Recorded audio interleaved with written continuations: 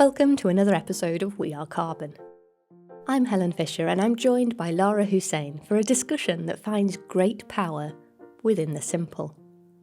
We all know of nature's ability to compost, to take what's been grown and break it back down to be recycled over and over again. But as a society, we've pretty much neglected the value of this. In fact, we've become so detached from it that many people find the whole thing rather gross, and unthinkable quantities of organic matter are being dumped into landfills across the globe every day. We've heard previously that worldwide our soils are becoming depleted, and yet so much of our plant waste is being taken out of the loop. If there were ever anything that could clearly illustrate the tunnel vision that we've given ourselves through focusing on technological solutions, it's got to be this. Simple and accessible steps that we can all be a part of are right at our fingertips. And once we engage with something like composting, it's quite extraordinary how it keeps expanding out with added benefits. This is the cycle of life itself, after all. Lara and co-founder Ceylan were enchanted by the magic of compost too, and concerned with the absence of collection facilities for making food scrap repurposing a part of people's busy lives. They've founded the Waste Lab in their home of Dubai and have made it their mission to build a new type of waste management, one that reconnects people with their food and the soil that it was grown from. And while they focus on compost, new opportunities to partner up and repurpose food in unique and valuable ways keep arriving. We discuss how this simple starting point is growing outwards through a web of collaborative connections.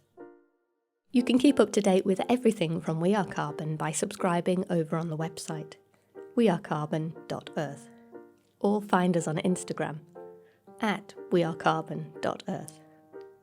Right, let's get stuck in. Good morning, Lara. Thank you so much for joining me today. We're here to talk about your venture, the Waste Lab, which is really exciting with regards to the work that you're doing to start up collecting and composting food scraps within your location in Dubai. And it would be fantastic if you could introduce yourself to get us going, and also a little bit of background as to what got you into this business itself. Sure. Hi, Helen. Thank you for having me. My name is Lara, and I am the co-founder of the Waste Lab. And the Waste Lab is an impact-driven young startup. It's also woman-owned, and we are here on a mission to make sure that food is never wasted, no matter where it is across, the food chain.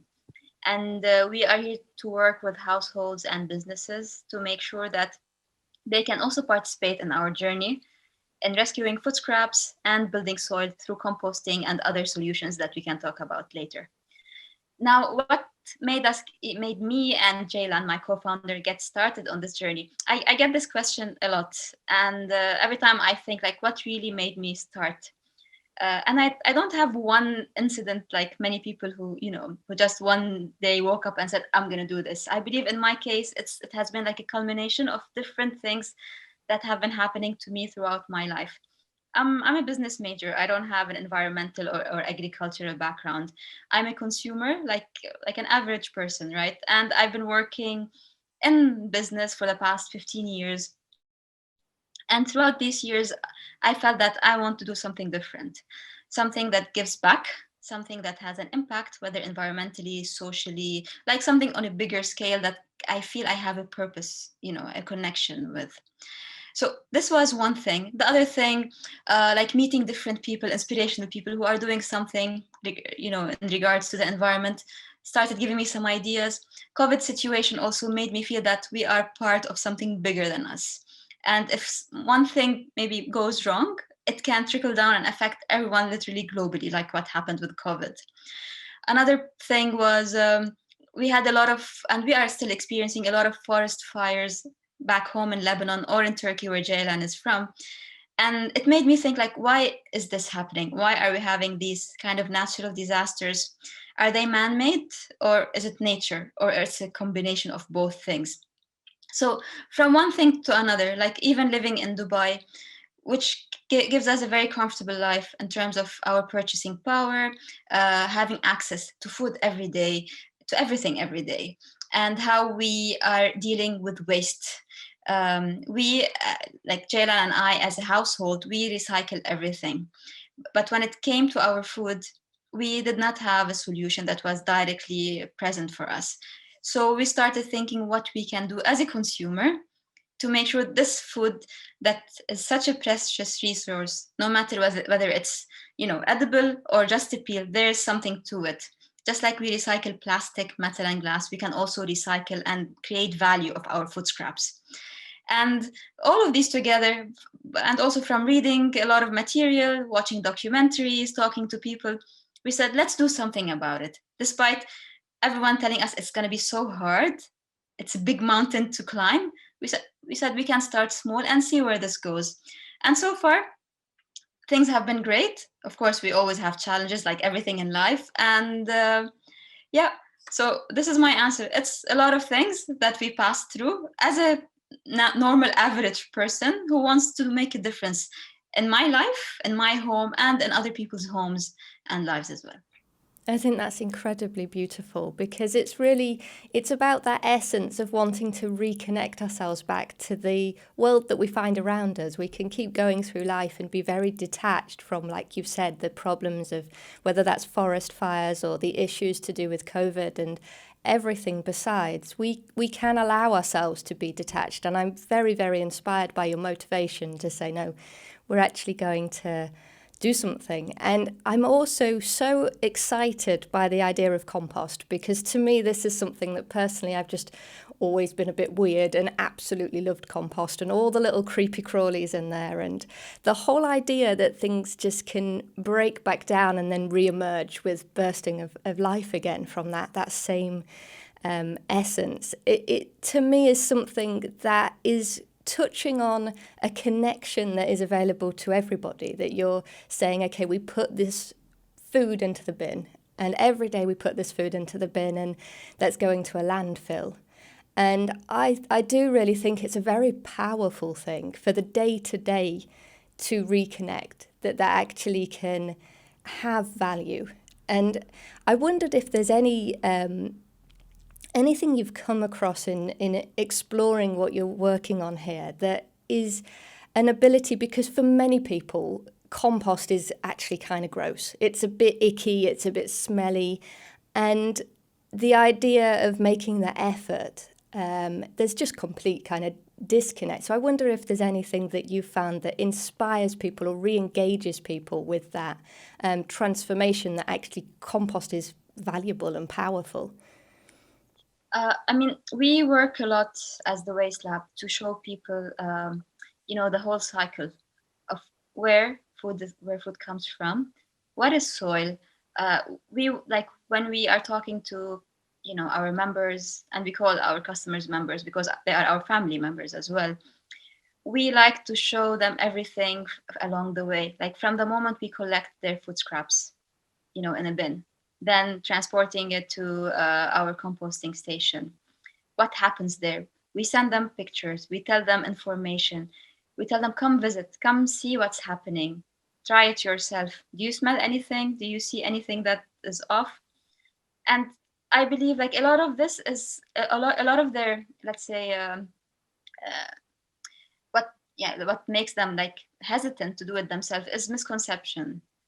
They have a lot of misconceptions, and we are here to break them, right? Because composting, yes, it might seem something very complicated, but it's not. It needs a bit of TLC, right? And it's an experience. Maybe the first pile you do might smell a bit, but then you will have to understand why. Like maybe you need to add a bit more browns to it. Maybe you need to turn it more.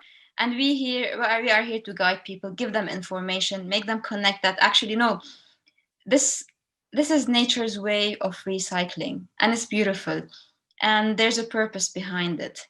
And the moment we give them, like before and after, a bin full of food scraps and a bin full of compost, and this they don't really believe sometimes that this actually turned into this. and how good the compost smells. It smells like earth, like soil on a rainy day, and it's the best feeling ever. We tell them, please touch it, smell it, use it. We give them the compost back as well to use it in their garden, in their pots if they're in an apartment. So it's all about, as you said before, connection, giving them information, breaking any misconceptions. And it's okay to have your fear, to have your doubts. This is why we talk to each other. We don't just give a guideline, a paper, and tell them this is 1 2 3. No, we go into their home, we try to understand their pain point, collect feedback, and tell them, you can talk to us anytime, you can visit us anytime, see what's happening there.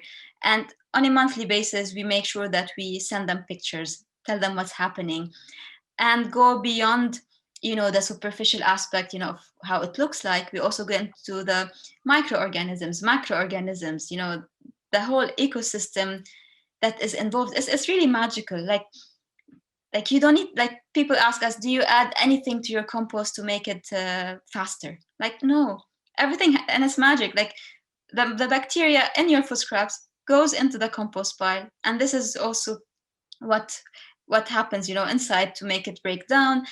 Like it's magnificent. And just by explaining this to them, and sometimes like putting faces on everything, like we talk about the ant, because or the fly or the larvae, like when they see it they say, what is this? Like there's something wrong. Actually, no, these are the hard workers that are doing this job of breaking down this food, and they're not bad. And we should connect with them, because if there is life, it means it's good. If there's no life, then we should get worried. Yeah, absolutely. And I really like the feeling that you're putting across here in regards to this is essentially waste collection. And we think of that, okay, we've got the bin men coming past, and obviously that's a different experience in every country, but it's a very them and then this is our house, and that they go past and do it, whereas you're inviting everyone to become a part of this. And that transparency is in itself obviously answering the question, how do you engage people? Well, we get them involved, and I think that's fabulous, and it sounds very exciting, and you're making it an education within the service that you're doing as alongside. With the research that you've done, you must have some idea of the quantities of waste that end up in a landfill. Have you come across anything alarming in that regard? Yes, so we've done our research, and unfortunately, landfills are growing. They're not reducing, which tells you the whole story, right? Like we have our ambitions and pledges and goals to reduce landfill, but so far it has been growing bigger and bigger. And the consumption per capita has also been growing more and more.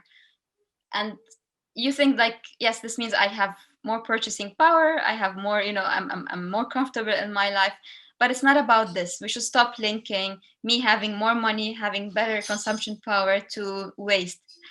Because I mean, if you have money, it doesn't mean you have to waste more, right? This should not be linked. So yes, it is alarming, because it's just growing. And I mean, like the other side of the story is now there's more serious, let's say, there are more serious promises to reduce it.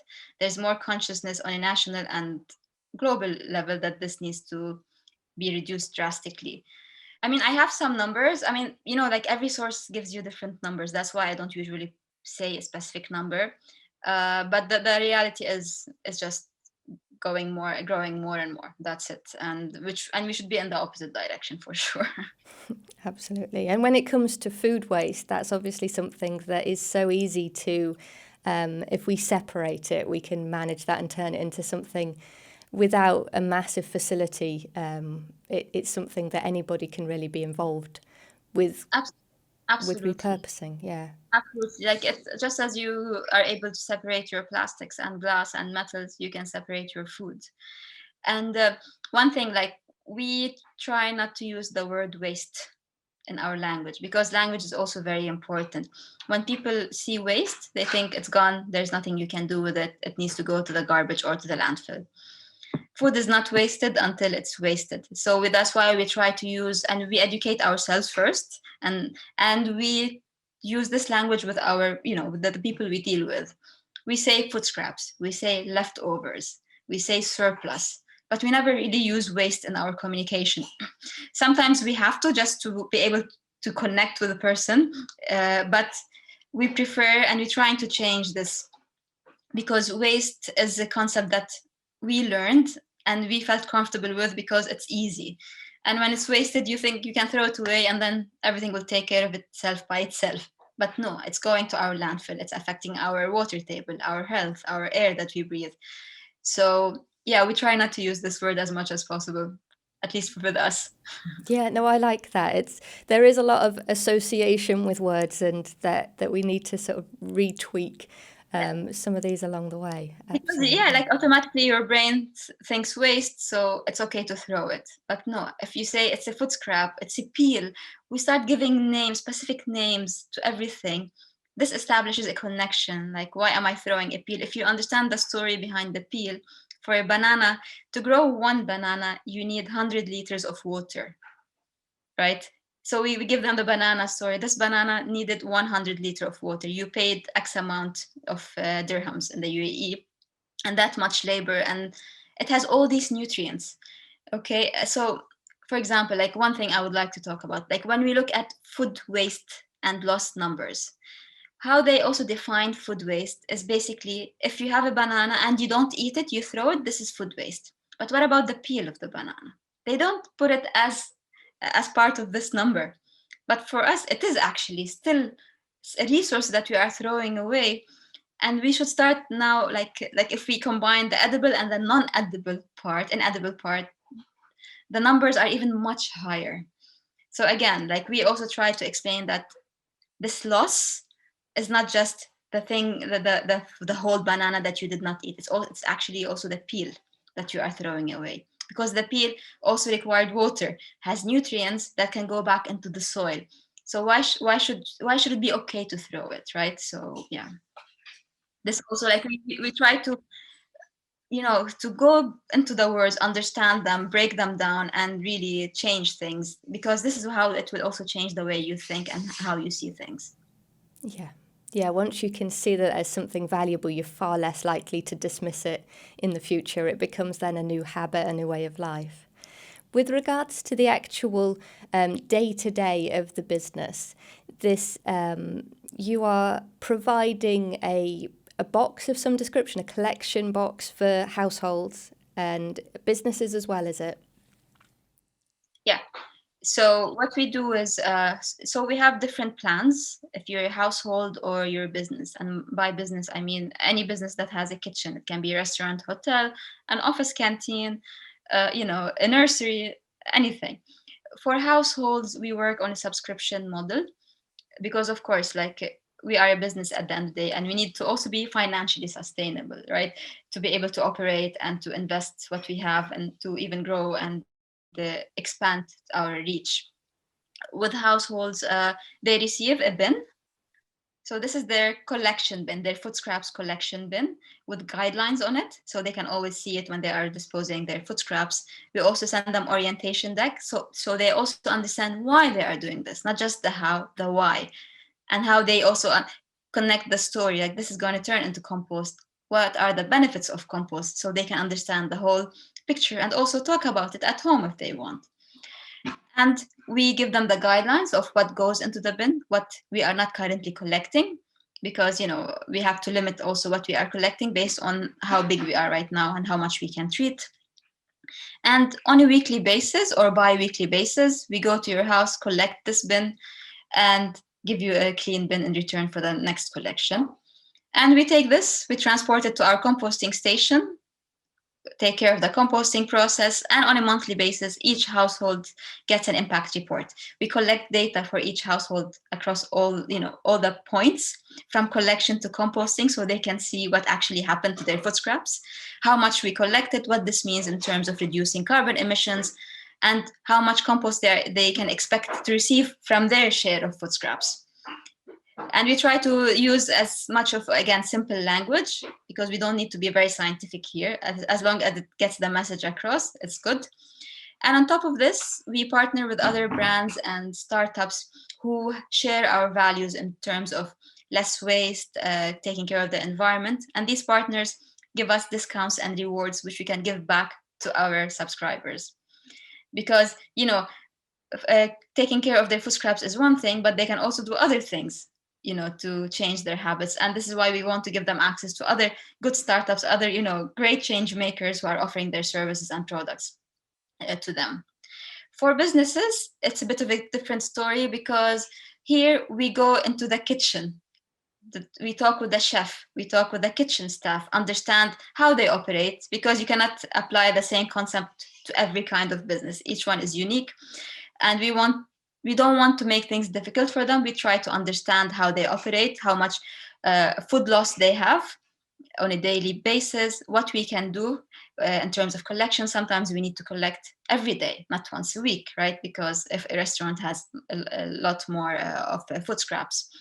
And we give them the bins, we give them trainings, orientation. It's more like we go there and we try to make sure that they understand what's happening, and we offer continuous support. And from there, we collect and we do the composting.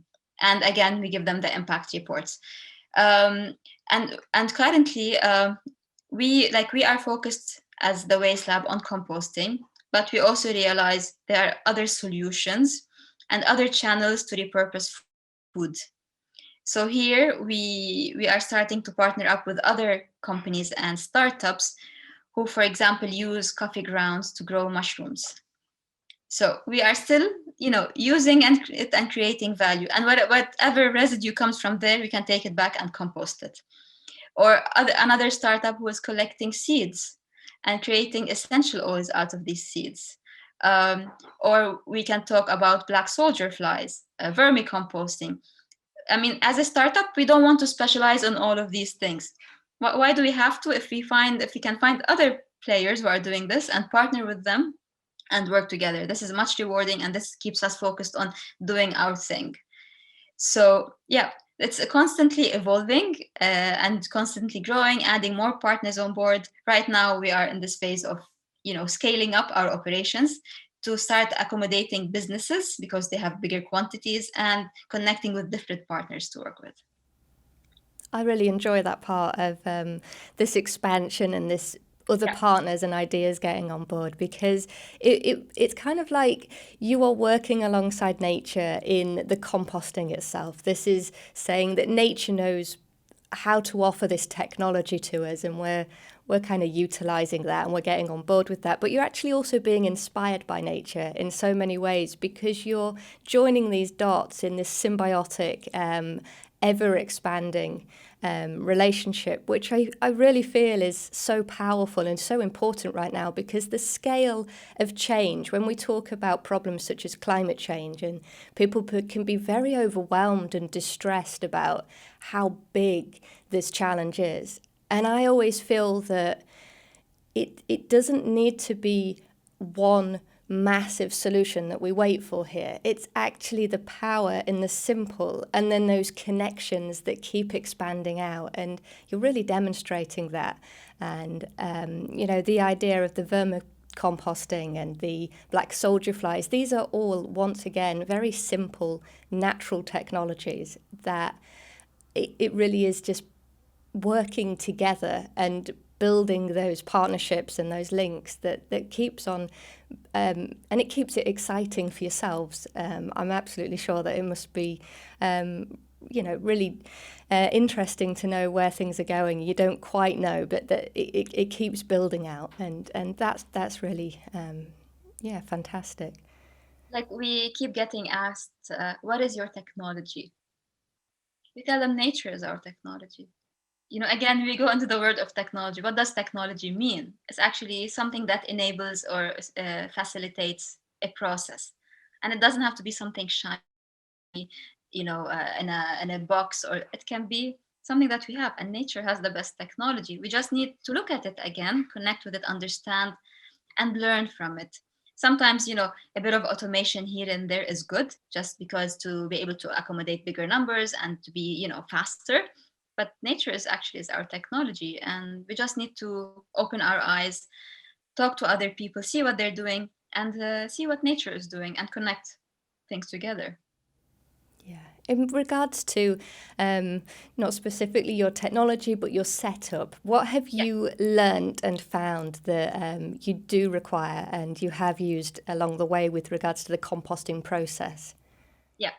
So right now we are doing residential kind of composting. So we go to a community which has like a certain amount of buildings or villas, and we set up a closed system there. So it is more of a smaller scale composting.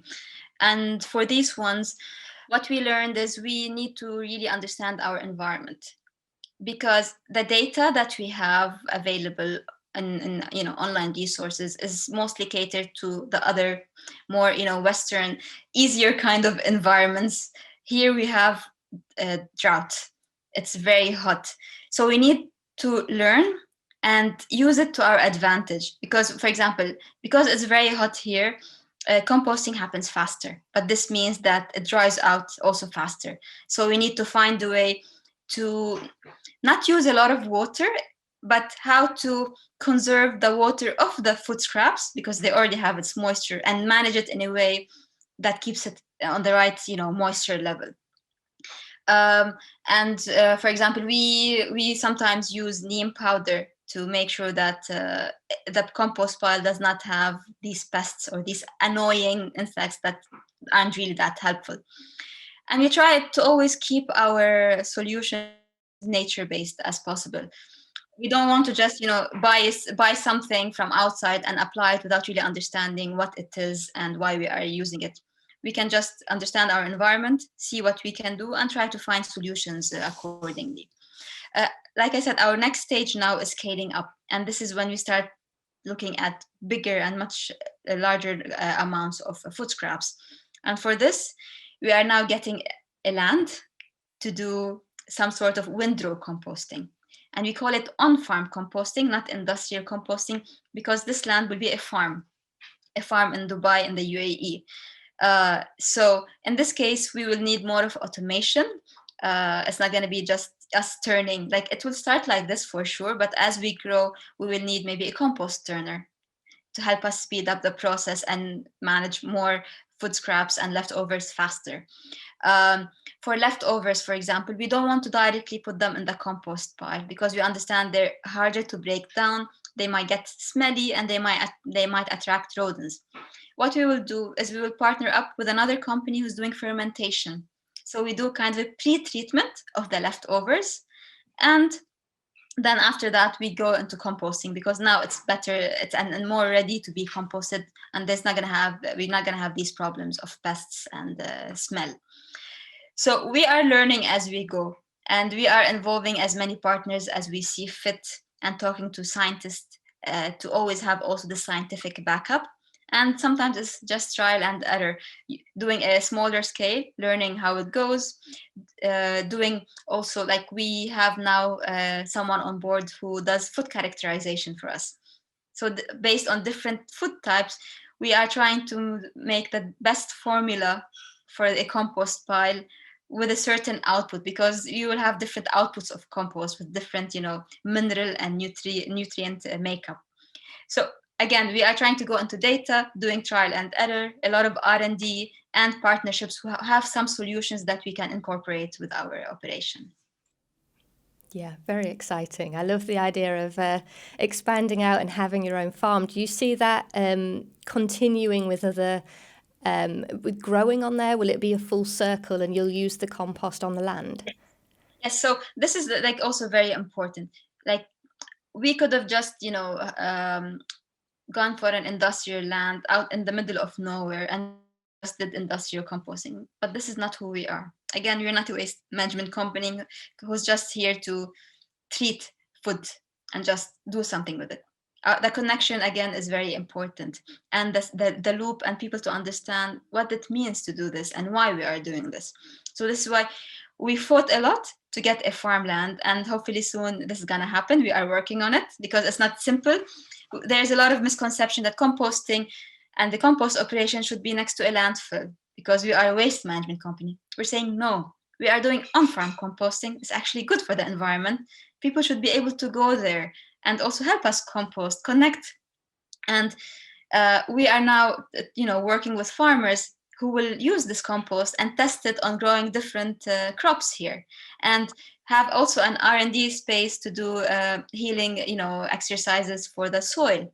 See, like we are living in a desert, but we can also work on the desert. It doesn't mean there's no life. We just need to put back the organic matter, put back the micro and macroorganisms. It will take a bit of time, but everything good needs some time, right? And why not? Why do we always have to look for short-term quick solutions? We work with our sand here, turn it into soil, do R&D, work with farmers, with permaculturists. There's a lot around, and they are willing to do this. And now they understand like why we should be doing this more and more. And yeah, use this land for our composting operation, for using the compost on the farm, in our experiments, bringing people, students, anyone actually who wants to see what's happening there, do workshops there, talk about soil, talk about carbon sequestration, talk about why we are doing this, and get their hands dirty. So yeah, it's going to be like our first land, I believe, is going to be like a demo land to see the whole cycle, from the food scraps to the composting to healing the soil and growing our superfood, and again the same thing again and again. Yeah, and it goes back to what we started out with, really, about reconnecting people with how the world works, how nature works, and re-engaging them with the whole education on this just by demonstrating. And it's so inspiring. And I think that it, in itself, the idea of collecting food scraps and then composting it, that you can do within any household. You can find a facility to do that. And I always think that's such a wonderful education on the idea of being circular within resources and the economy, but you're doing that on a broader scale, and you're providing in the service that you're doing is actually educating on and demonstrating a circular economy. And as you've mentioned, it's when we take things and move them away from being industrialized and actually work with nature, we also can localize them. It doesn't have to be people living and then industry right the other side of us, right in a distance. So we can localize and then reintegrate. And I think this is a huge, huge part of the solution ongoing in terms of so many of the world's issues and problems. It puts them into the context of self-responsibility and being able to see how it all works and everybody becoming a part of that. Like I've never been to a landfill myself, and many people haven't as well. And they think like what they throw away goes somewhere and it disappears in thin air. No, there's a mountain of landfill growing every day. So, but just because they don't see it, they don't feel responsible for it. No, we want not just to show them the responsibility, but also give them an inspiration and actually empowerment that they can actually do something. Every single person, every single act counts, and it starts from the house. Like when we started with our planning for the waste lab, we got a lot of criticism. Like, why are you even bothering with households? They're not going to make much of a difference. They're the hardest to impact, and they don't really give you a lot of financial return. It's one, how much are you going to make from it? And it takes a lot of effort. We said, yes, we understand this. Businesses will probably be easier to tackle because they have their own agenda, their KPIs, their cost savings, their CSR initiatives, all these things. But we need to also focus on the household, because the employee of the business is a household, right? And if you want to really create change in the future, you need to work with the household, with the kids, with every single family member. And this is what actually will drive the change. The business, okay, will do its part, but the change will not happen from the business. It's going to happen from the household. These are the generations that will actually work, become a business, and have this, mentality, this mental space in them that they want to do this difference and make an impact. Yeah, I really applaud that you haven't taken the easiest, most obvious route. You've taken the one that's actually going to blossom and have the biggest impact in the long run. And I think you're absolutely right. Children are at the heart of how things are going to move forward in the long run. So they have to be engaged and involved in this. It's going to make such a big difference. When we talk to children, we learn a lot from them. And they are the ones who go back to their house and tell their parents, we need to do this, we need to compost. They are the biggest influencers we have. So absolutely, you're right.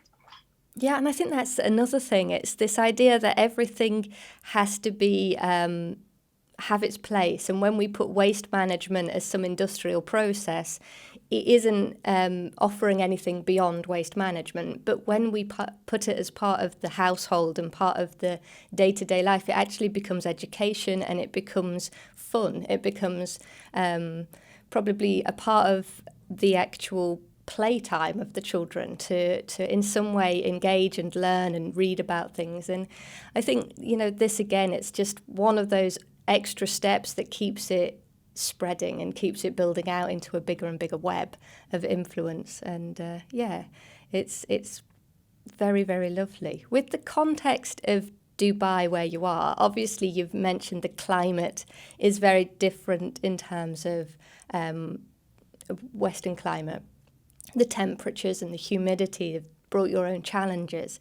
And also you've mentioned about the desert, the sand. And I think that's such a lovely, to me, it's kind of this very visual idea that the resource to yourselves where there's sand and desert all around, this resource of compost must feel even more valuable and so precious in terms of what it can offer.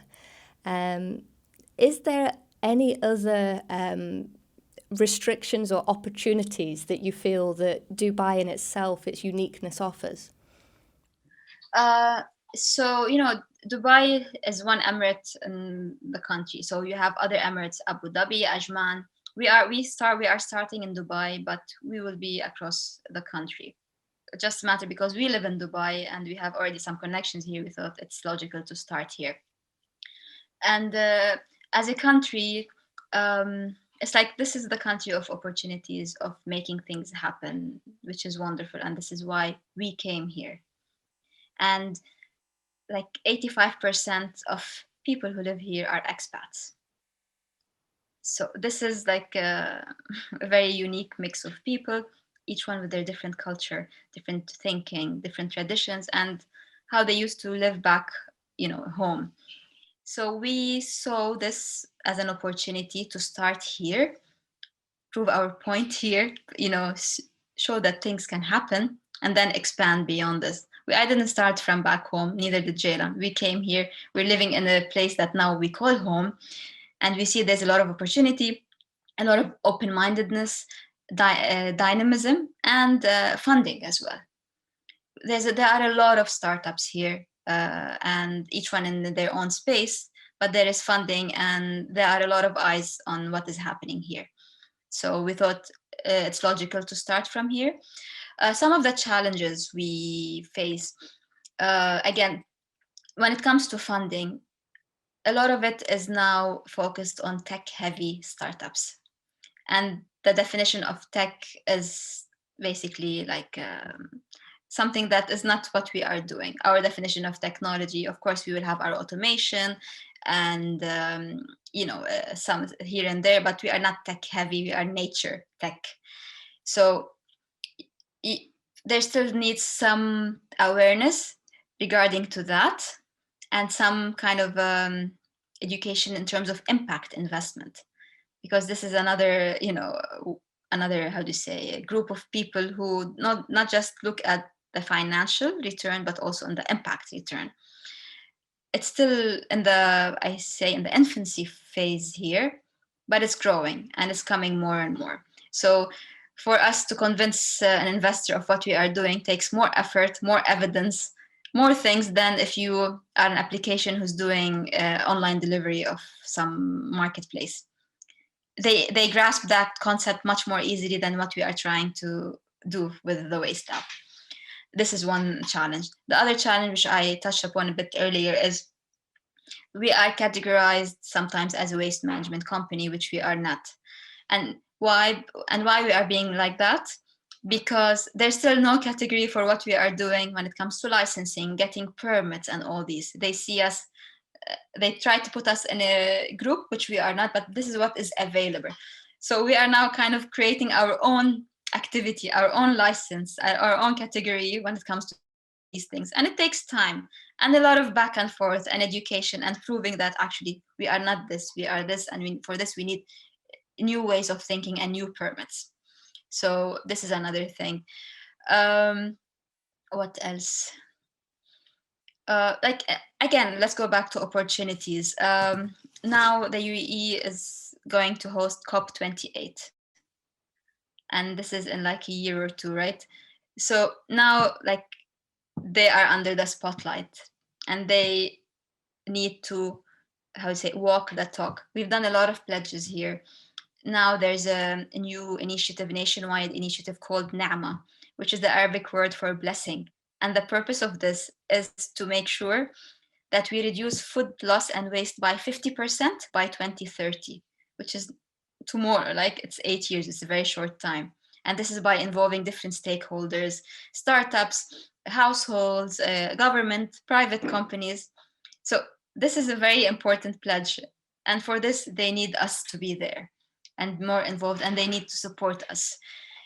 So yeah, so like I believe the UAE is how do you say, is starting to act more upon these things. It's going to take a bit of time and a bit of organization, but it's going to happen, and we have started feeling this. It's just we need to readjust some things, create new permits and licenses that are easier for startups to start working. And one thing is cost of licensing. It's a bit high now. It's one of the highest in the world. Just to register your startup, you need to pay a lot of money. So this is something also that they are working on to make it more easier and accessible for everyone. Yeah, you're very much paving the way, and you're paving the way in an area that is going to become more and more relevant. And I think that if you're demonstrating the power, then that's what's going to, it's going to, have so much impact if these people kind of can see that it ticks the boxes of the ambitions that there is there as a nation. And yeah, very exciting on that. And I think you're doing such a wonderful job putting in so much effort and energy into the right area. With regards to collecting the waste, and you've been in action for enough time now to have a little bit of experience of what people are throwing away. Is there anything within there that you can't process that people expect you to be able to? So when it comes to household level, we are only accepting food scraps, which means plant-based food like veggies, fruits, eggshells, tea leaves, coffee grounds. We are not accepting cooked food or meat. Why? Because we are doing these operations in communities, and we don't want to take any risk when it comes to rodents or smells. So we have to limit them there. And we work a lot on education and giving feedback to make sure that we don't receive any contamination, also in terms of plastic and other kinds of recyclables. So every time we get a bin, we check every bin one by one, take pictures, remove the things that should not be going to the compost pile, and give feedback to the household. This is important. Now, because we are getting this land, we can start accepting, as I said, other kinds, which are the leftovers. We do not, for example, we will not be accepting raw meat and fish, chicken, because we think this should be repurposed in another way. It doesn't have, not everything needs to go to compost. And some of these leftovers, like I said, will be pre-treated with fermentation, and some will go to other channels. So like our key here in our operation is once we collect, our key is first give training and guidelines on segregating at source. For example, a kitchen, we give them 3 different bins. Each one is for food scraps, one for leftovers, and one, for example, for coffee grounds. And we give them trainings and guidelines as much as possible. We collect. Now we have a warehouse, which we are preparing. This is really the integral part of our operation, because in this warehouse, we look at each bin we collected, we remove any contamination, we record data, and we can see if we can further segregate based on how we will channel the food, based on also the partners that we have. If one partner wants maybe only lemon peels, if we are able to segregate it, we'll give them the lemon peels and they can process it in their plant to produce something else. So this warehouse allows us for quality control, data collection, and further segregation. So we can either take the food scraps to compost or to fermentation or to our other partners. Yeah. And with regards to the partners, this actually excites me so much. The idea that there are, when you put it onto a scale of a business in particular, and you're collecting, say, coffee grounds, or like you've just mentioned, lemon peels, what examples are there of waste that if you have separated it and then it's a large volume that you can have of that one item, what sort of surprising items are there that can offer value? I mean, to be honest, we are learning this every day. And the thing is, because now we are getting approached by startups we were not aware of, but because they know we are putting an effort in segregating from source, which is the biggest pain point for everyone. Because once you mix everything, it's gone. You cannot just remove one by one. Because they know we are segregating, they come and tell us, we are looking for seeds. Would you be able to go into this? We are looking for coffee grounds. We are looking for, like I said, lemon peels. So it's just a matter of finding these partners and understanding their requirements and seeing from where we can get them. Because again, if we work for example, a juice shop, this is already segregated. And we can further segregate and tell them, please make sure the lemon peels, orange peels go here, the seeds go here, and we give them the bins and the trainings for this. For example, with the black soldier fly, we know that they love leftover food. So this is a very good, way to treat them and to create, the larvae. If you've heard of this, as once, it consumes the leftovers, their poop is actually a good fertilizer. And then you can dry the larvae for chicken feed, and you can also create other kinds of things from it. So, again, it's a learning experience for us. And we see, for example, one company who is using food scraps to create furniture items, coasters. This is in Turkey. So soon we will get in contact with them and see if we can do something with it. So the more we research, or the more people get in touch with us, the more we are learning that we can actually separate more and more and just start giving here and there the food scraps. Yeah, it's very wonderful, because it's the idea that you can take the food scraps, turn them to compost. That in itself is extraordinary. But then you can actually add to that and provide raw materials that can replace so many. And what I notice with this kind of thing is it is very problem solving of issues that you wouldn't expect. Like with the black soldier flies, that's creating a very valuable source of protein from waste. And that is something that we scratch our heads over in the world. How do we create sustainable protein? And actually from food scraps. And there's many examples of this. And I suppose with a lot of it, you've really hit the nail. It's about the separation. When you've got a pile full of mixed waste, it's kind of useless to everybody.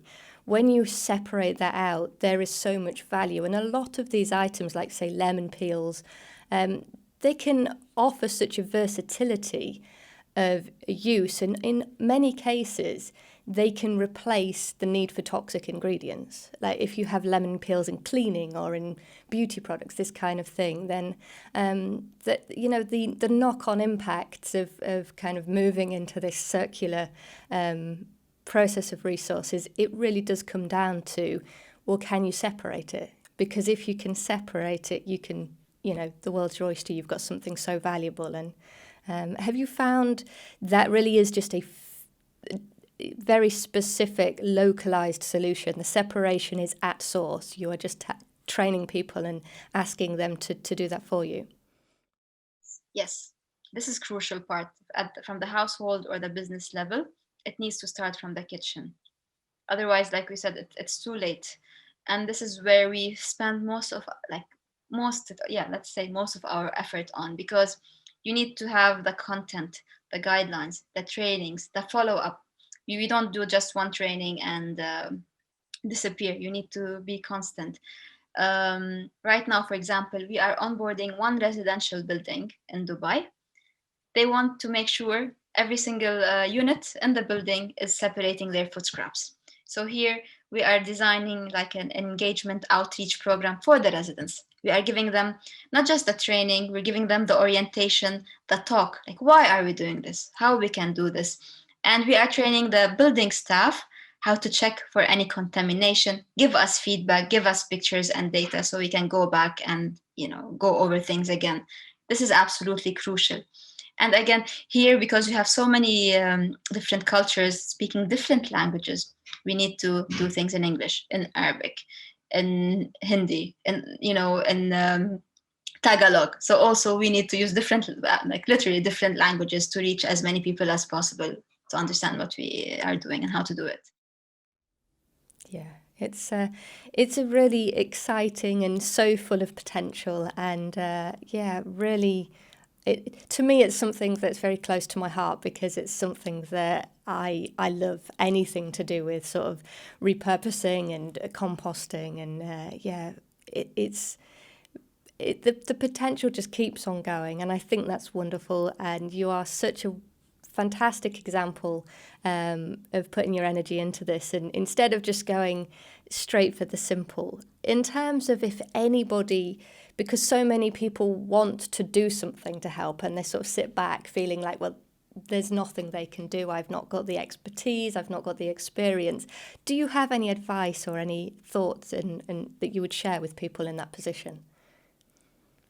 So when it comes, like, we are here to meet everyone where they are along their journey, whatever pain points they have, doubts, questions, they come to us. Some people tried composting at home, but found it's too time consuming for them. We lead very busy lives in Dubai and the UAE. We are very work oriented, and if we live in a small apartment, it's not easy to have a compost bin there.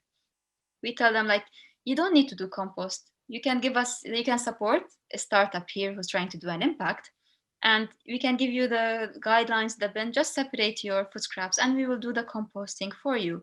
But you're still doing an impact. You don't need to go and do the compost yourself. You are doing the most important part, which is segregation. Now we are getting a lot of requests, which we believe we will add eventually to our service, those who want to actually do compost at home.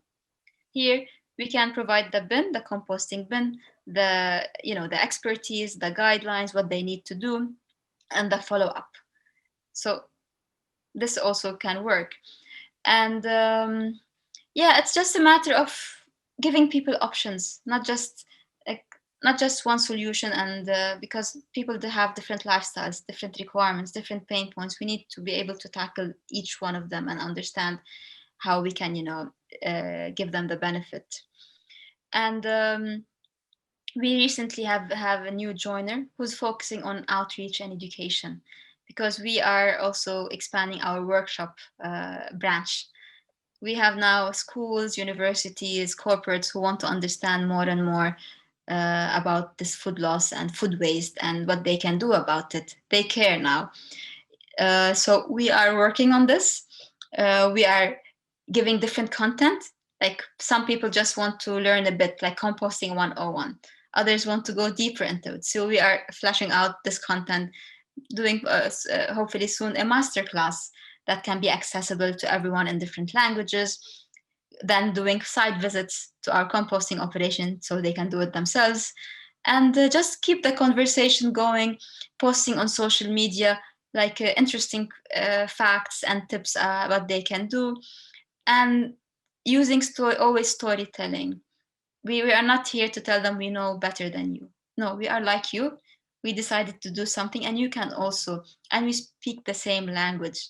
We are not here to shame you, to tell you we know better. No, we are actually here to share what we have learned and tell you that you can join us and make a difference with us, and at the same time support us as a local startup, and actually support other startups who are joining us as partners as well. Yeah, that's it. It seems like you kind of got that ball moving, and now it's just kind of keeping itself going, and a lot of different opportunities, I suppose, are coming to your door because you're offering and have built that foundation. So congratulations, and yeah. I'm really excited for what you're doing, and I'd love to sort of keep updated because it seems Absolutely. like you're moving all the time. Have you got any particular ambitions, or is this growing in a sort of organic way? Like our ambition, like our passion is soil at the end of the day. And we saw the opportunity, like how can we take care of our soil? And then we talk about food security. We have a lot of food actually that is being wasted. Why don't we use this as a resource to help the soil and do our part? So that was the very main idea: rescuing food scraps, building soil. This is how we describe ourselves in a couple of lines. And from there, opportunities started coming up, a lot of learnings. Sometimes other startups are coming and telling us how about this and that. Now, for example, we got a contact by a startup who want to do composting in space. And this is like absolutely amazing, like composting in space, because there's also food waste in space, and they don't want to dispose things in space, right? So soon we are going to start working together on identifying the variables that we can incorporate in a composter that works in space. But then again, I always say, let's first understand what is happening on Earth beneath our soil, because we don't want to think of plan B for Earth. We want to take care of Earth. Okay, it's always good to have option B, but let's first work here, understand what's happening beneath our feet. There's so much life there that we know maybe 5% about. And but yes, why not? We can also compost in space. We can do it everywhere. We just need to understand the environment and do something about it. Well, I And love like that. one, yeah, Yeah, I love the unexpectedness of where this yeah, can take you because you never expected it to to be up there in the yeah, like stars. yeah, but apparently compost is important, but wherever you are, because it's a way of recycling, as simple as that. It's nature's way of recycling. You just need to understand how it goes and apply it based on the environment you are at. Like in the UAE, we import 80 to 90% of our food, and now 40 to 50% of our landfills are made of food scraps and organic waste. So we are also talking about landscape waste. Like we are wasting this resource which we are importing, Yeah, that paints a very, very clear picture, doesn't it, of the opportunity. and then we import 80% of our compost. Why can't we produce it locally, right? Since we're already paying so much money and resources to bring it here, let's use it, whether as compost or, like we said, as a byproduct of another, product at the end of the day. So that's what, as simple as that, what we're trying to do. And all the time thinking of soil, how we can heal the soil and transform it into a carbon sink, into a place to grow our fruits and vegetables. And actually, just walking in a place that has good soil, that is planted with green, makes you happier as a person, right? Absolutely. As simple as that. Like, it reduces the heat, gives you something nice to look at, and really calms your mind. Last Sunday, Jaira and I went to a local farm here, a beautiful organic farm, who's also taking care of the soil, and hopefully we'll be working with them as well to test our compost. We just felt, calm when we went there. All the stress went away, and I started more creative again, felt more grounded. Like, just that, this is enough for us to do this. Yeah. Yeah, you cannot over exaggerate the number of benefits that come from that initial seed of just, yeah, starting the composting. And Yeah, well, very best of luck. I'm imagining that you're very busy, but it's all very exciting and very worthwhile. So yeah, do keep us updated. Yeah, we should every couple of months have a call or so just to let you know the new things that are coming, because every day is a new day and it's bringing new things on the table. It's absolutely mad, but it's absolutely amazing as well. Yeah, I would love that. I think that we'd learn so much. Yeah, absolutely. Well, thank you so much. Really appreciate your time and your sharing. It's such an incredible story. Thank you, Helen. And yeah, we'll stay in touch for sure. And thank you for listening to this episode of We Are Carbon. Next time, we'll be joined by Peter Lundgaard for a closer look at what it takes to manage land holistically, as he draws on his decades of experience practicing regenerative agriculture. Please note that this next episode will be in 2 weeks' time, so be sure to use the lull to catch up with anything that you've missed. You can keep up to date with everything from We Are Carbon by subscribing on the website or following along on Instagram. Search for wearecarbon.earth. And let's keep figuring this all out together.